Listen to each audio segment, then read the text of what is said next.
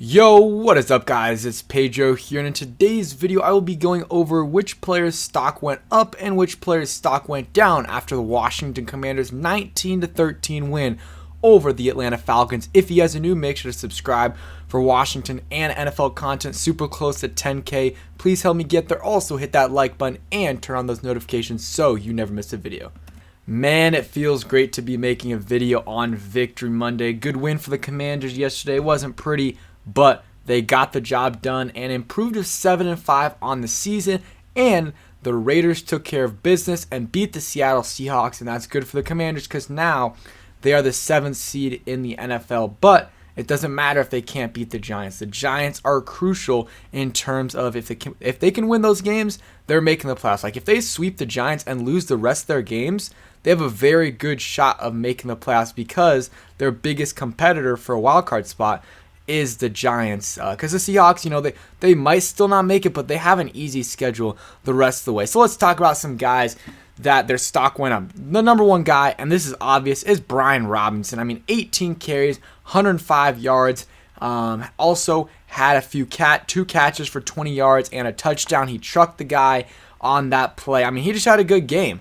Just had a great game overall. 52 yards after contact. 4 missed tackles forced, and the big hat, which I thought was fun. That was great right there. You guys see that picture. He just had a great game, and this is this is what we saw in the preseason. It was a limited, we didn't see much of it in the preseason because, it's not like he was playing 3 quarters, but, in the preseason games he played, where he'd play a couple drives, he looked basically like this. And, it's expected that he wasn't doing this the first couple weeks he came back from the incident because, he got shot twice in the leg. Like, that's even when you're back, it's still going to take a while to get used to things, not just physically, but mentally as well. So it looks like he's starting to hit his groove. And, he's a really good running back, or at least yesterday he was. And I think he has a chance to be a really good running back in this league. And, Gibson didn't have an amazing game, but, I really like the 1-2 punch of those guys. Usually when Gibson's on, you got Gibson and Brian Robinson running the football. It's a good tandem to have. And, they're starting to expand Antonio Gibson's pass catching role a little bit more, that now McKissick's likely out for the year. And I think that's perfect for those two. But Brian Robinson, definitely stock up. We're going to start off with the stock up. So next guy is Daron Payne. I mean, he had 2 tackles for loss, also had a batted pass at the end of the game. That saved the game. I mean, without that, he probably, I think Cordell Patterson was open, and Kendall Fuller is able to make the pick, so great play there. His stock definitely goes up. Jonathan Allen didn't do a ton in this game, did have a 4th and 1 stop, though, in the first half. That was huge for sure. And, honestly, if the Commanders would have played it right, they could have scored. If Heineke, even with, Rivera kind of misusing the clock a little bit, they still had 25 seconds, and Heineke throws a pick on the first play. But you watch the replay, Curtis Samuel, or even Gibson, but I think Curtis Samuel, they're both open in the flat. And if you throw it to Curtis Samuel, he's minimum getting 6 to 12 yards. And that puts you pretty much close to at least a kickable attempt, like an attempt that Joey Sly has a chance at. And you still have 20 seconds left, and you can get some more plays. So that was unfortunate. That Allen play could have led to some points for the Commanders. But it is what it is. Daron Payne played great. So did Montez Sweat. I put this tweet out yesterday. Go ahead and follow the Twitter. Link is in the description. Over the last 3 weeks, Montez Sweat has 4 sacks, 5 tackles for loss, and 5 QB hits. He's been great at the edge rusher position. 7 sacks on the year, leads all Commanders players with sacks. So he's finally kind of living up to the hype. And finally, because this whole year he's kind of been getting pressure, but he's been a little bit too late. And pressure is great, but at the end of the day, if you're an edge rusher, you're kind of graded on how, you're compared to other edges, and you're paid based off how many sacks you get for the most part.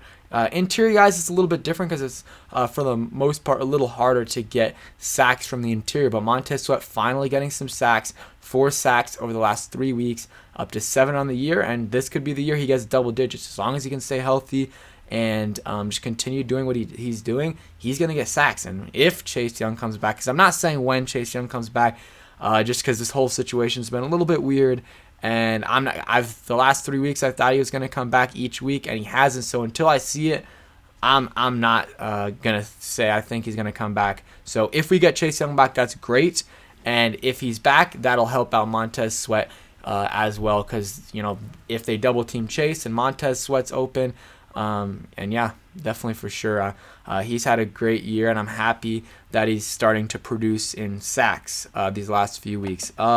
So yeah, D-line as a whole played pretty well. Kendall Fuller, he's been really solid this last month and a half. Really, ever since William Jackson III was benched, he started getting better and better and better. And over the last 3 to 4 weeks, he's been good. He's been the normal Kendall Fuller. He's been the Kendall Fuller that we've seen in his first 2 years here, at the good stretches of times that he was good for the last couple of years, because there was times even the last couple of years where he wasn't great, but for the most part he was good the last 2 years. But the start of this year, it was not good at all. And once William Jackson III went out, they switched Benjamin St-Juste to the outside. I feel like Kendall Fuller has been much better in interception in back-to-back weeks, and this one was huge. I mean, it won them the game. It was, Deron Payne made a huge play, but Kendall Fuller made a great adjustment on the ball. So game ball to him, Deron Payne, and his interception last week. I mean, we were going to beat the Texans anyways, but setting off the tone like that really, really goes a long way. So Kendall Fuller, and I think Christian Holmes, his stock goes up as well. I didn't really see his PFF grade. Again, you got to take PFF with a grain of salt, but I thought he had a good game. He did have that face mask, which is unfortunate. But besides that, I didn't really hear his name much. He really wasn't getting picked on that much. He made a couple of nice tackles. And granted, it is against the Atlanta Falcons, who really just have Drake London. And not only that, it's Marcus Mariota playing quarterback. But he looks solid. And if we need, if Benjamin St-Juste needs to sit another week, I'm fine rolling out Christian Holmes against the New York Giants. If it was the Philadelphia Eagles or another team like that, I'm okay, maybe not. But the New York Giants, I'm not saying their team's bad, but the receivers are not good at all. So, start off the year with some injuries. Their second-round pick, Wan'Dale Robinson, who was playing well at times, he's out. Sterling Shepard, who's always out, he's out.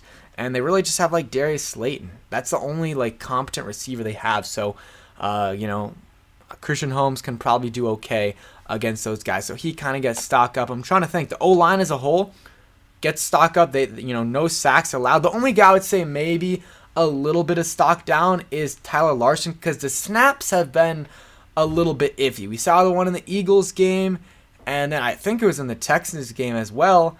And then now in this game, it wasn't really any snap that went over Heineke's head, but there was consistently high snaps. Even on some handoffs, there was high snaps, and Heineke kind of had to go up for it and bring it down real quick. So he's got to work on that. And but besides that, Trey Turner was solid.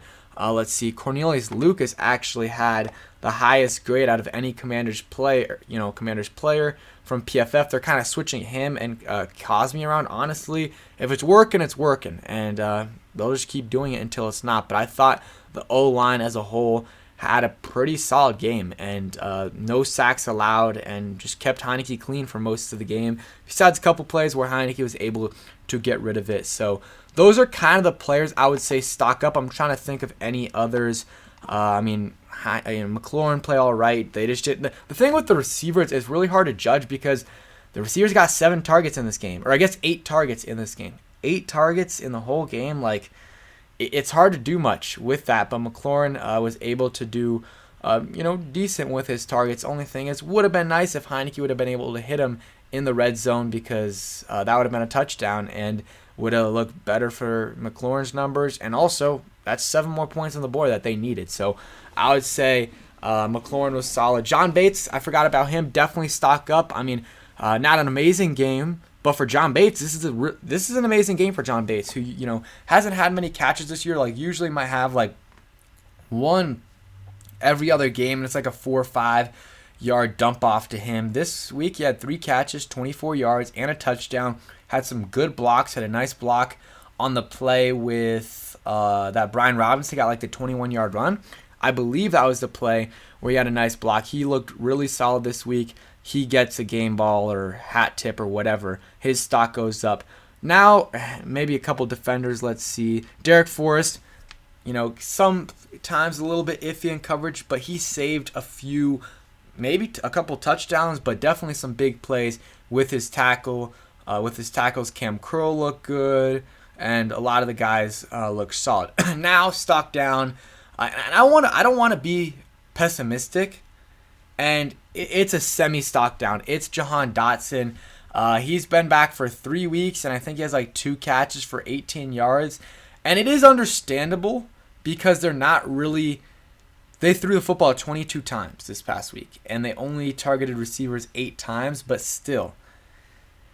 I would like to see our first-round pick get a little bit more involved, and I'm sure some of that's on him, some of that's on Heineke, some of that's on Scott Turner.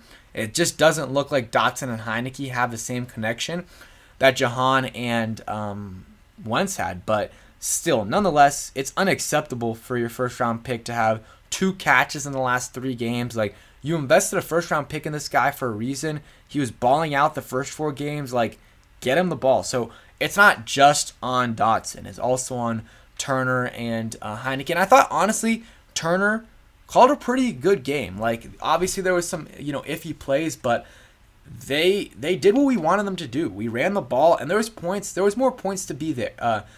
There was points left on the field. Obviously, the missed extra point, which we'll get to in a little bit, that puts you up to 20. Heineke misses McLaurin in the end zone. That's already to 27. And there's just some other plays as well that if Heineke makes it or if someone else steps up a little bit, they get up, they get some more points. I thought one play, I didn't mention this in the post-game reaction, but I really thought, I think it was McLaurin on a slant, and he kind of went inside, and it allowed them to throw to Gibson, for a short, I think it was like 10-yard gain. I really liked that play designed by Scott Turner.